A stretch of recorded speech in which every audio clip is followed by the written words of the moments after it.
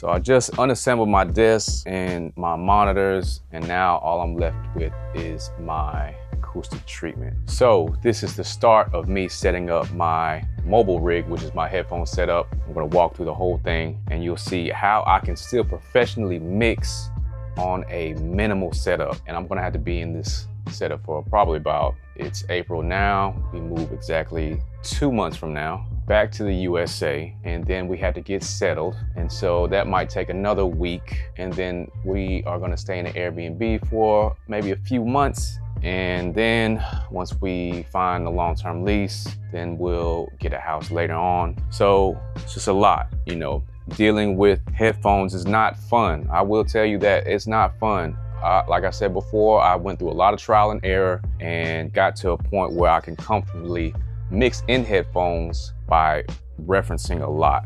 I'll show all that process and just stay tuned. I just cleared out my space and this is what I'm working with right here. I have this little cove that was my desk before. So I just gotta kind of arrange it a little bit.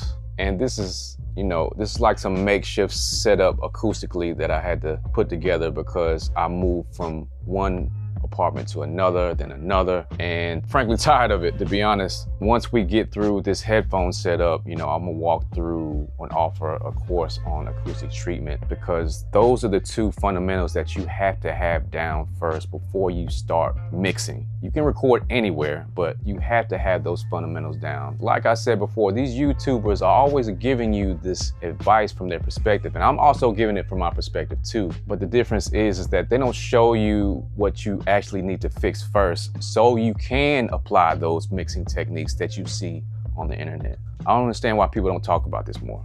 It shouldn't be that complicated, and you don't have to know any and everything about acoustic treatment. Just know that you need it. For sure, if you're trying to be a mixing and mastering engineer, there's no way around it. You cannot skip any steps. Like anything else you want to learn, you know, just like you gotta crawl before you walk. You gotta walk before you run. Crawling before you walk is like the recording side going into the mixing side. And then walking before you run is mixing and mastering and getting all that coordinated together. So stay tuned. Man, excuse this mess. I gotta work through all this today. That's my table that I gotta bring in here. It's a tiny little table that I'm gonna put right here. Just clear all this out. I'm telling you, moving is not fun, man. I'm tired of transitioning, and you know, I've lived this overseas life for approximately 8 years now.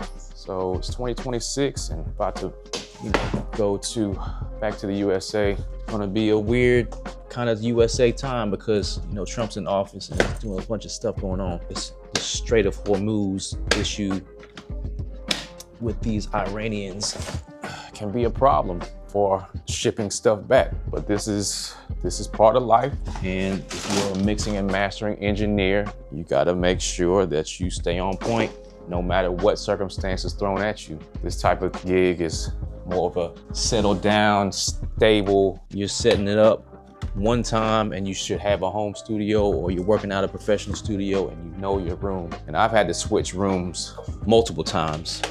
First, I was at my studio in Montgomery, Alabama from 2009 to 2018. And then I transitioned over to China and basically had to start over. That headphone thing was no joke, bro. Like, no joke. I actually never really mixed in headphones before. I actually relied on my room because my room, I knew it so well that I just stayed in that bubble and didn't really explore that mixer and mastering side, but I was really good. And then in 2018, I moved, and then I found out like, well, there's another level to this that I gotta figure out, especially with headphones. So I did the best I could. I still had clients working with me. And during that transition, I had to learn a lot. I had to figure out what was the best type of setup for headphones. And through that was a lot of trial and error, a lot. That was no fun, getting a lot of stuff wrong. But I always knew that you had to reference.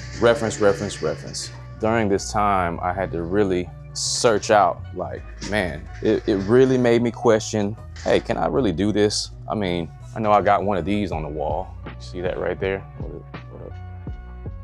Right there. So, but you know, even as a Grammy nominated producer, you know, million sales, not streams, sales. It's okay to doubt because, you know, I'm a human. For a little while, never showed it, but I doubted, like, damn, can I really do this in headphones? And I figured out that I could. Once I get this set up, I'm gonna definitely show y'all that it is possible. You just had to stick with it, but it's a very, very nuanced way on how to do this. So here we go. It's the desk right here. Tiny little desk. Man, it's a drastic change, but it can be done. All right, so this is what we got so far. Headphones, my Grace M900, small little monitor, my Stream Deck, ignore this little wipe right here, keyboard, mouse, Mac Studio, hard drives, my cow digits, and my camera. And I gotta find some power for this light right here. That should do it, and my SubPac. Don't let me forget this. So this is my mobile setup, and I'm about to crank it up, see how this goes. Pretty sure that I'm missing some things. That's my headphone, my microphone right there. So let's crank it up and see what happens. All right, powering on. Screen's popped up, everything was looking good. Yeah, I definitely don't want to do this again, but I'm gonna have to do it again when I land in the USA. I'm gonna have to undo everything I did, pack it up, send it on out. Pro Tools is starting up, but it looks like we're going.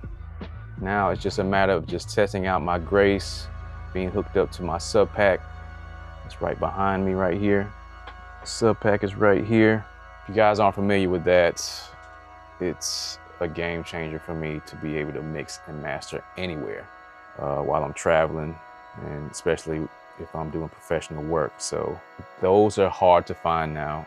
They don't make them anymore. I don't even know what happened to the company. I think something happened during COVID.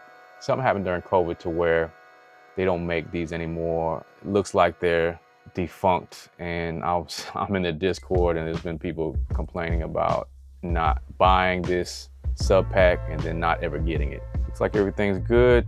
Test these headphones out. Oh, we're good. We're good. Man. So I'll be in headphones for the next 5 months, maybe 6. Hopefully not any longer than that. One thing I will say is that if you're in headphones, you gotta take breaks. These make your ears fatigue way faster. Takes longer for me to get things accurate, but actually when I'm mixing in headphones, it seems like I'm more accurate in headphones than I am with my monitors. So that would tell me that my monitoring environment, the tuning is not quite where I would like it to be. And most likely it's because when I was in this room, you look above us, I usually would have 3 floating panels. And that cloud right there would help out tremendously with flutter, with echoes. And most people wouldn't even realize that, you know what I'm saying? Because the reason why I know is that my studio in the USA that I already had set up had the cloud structure and had the enveloping acoustic panels, right? And then my bass traps, as you can see, one right there. And this kind of makeshift right now because I'm about to move. But I have the same focal shape 65s back home. So it's like, you know, I sold them, but I still have a set.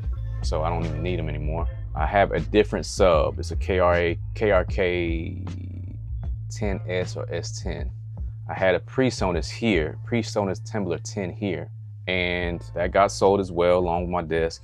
Hopefully you guys have enjoyed this video, and I'll talk to you in the next video.